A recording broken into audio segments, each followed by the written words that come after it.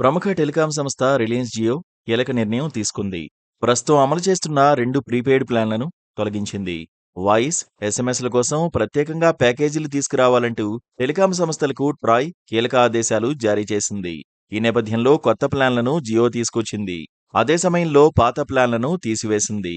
ఇప్పటివరకు అందిస్తున్న రూ. 189, 479 రీఛార్జి ప్లాన్లను తన వెబ్సైట్ నుంచి తొలగించింది.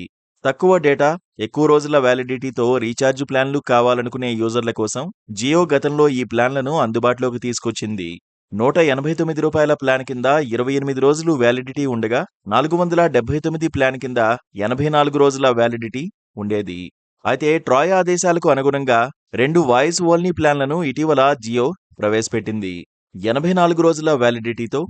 458 ప్లాన్తో పాటు 365 రోజుల వ్యాలిడిటీతో రూ. 1958 ప్లాన్ తీసుకువచ్చింది.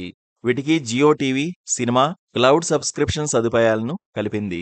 ధరలు అధికంగా ఉన్నాయంటూ ట్రాయ్ పేర్కొన్న నేపథ్యంలో ఈ ప్రయోజనాలను అలాగే ఉంచుతూ ప్లాన్ ధరలను మాత్రం తగ్గించింది.